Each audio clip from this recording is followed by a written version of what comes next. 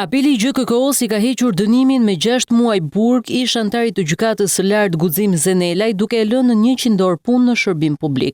Vendimi është marrë këtë të njëjtën nga treshja Igerta Hysi kryesuese, Tereza Merkaj dhe Iliriana Oldashi.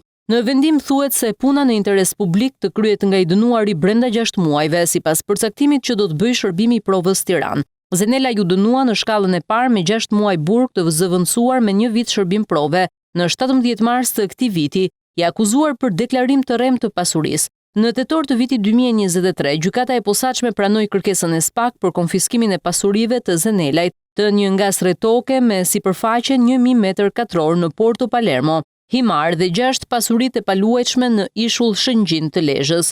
Zenelaj u largua nga sistemi gjyqësor në korrik të vitit 2017, pas njoftimit të përfundimit të mandatit. Bazuar mbi këtë largim në atë kohë, KPK vendosi ndalimin në rikthimin në sistemin e drejtësisë për 15 vjet. Ky nuk është dënimi i parë për ish-antarët e drejtësisë. Në tetor të vitit 2024, po për shkak të problemeve me pasurinë, u dënua me 80 orë në shërbim publik ish-antari gjykatës kushtetuese Fatos Lulo.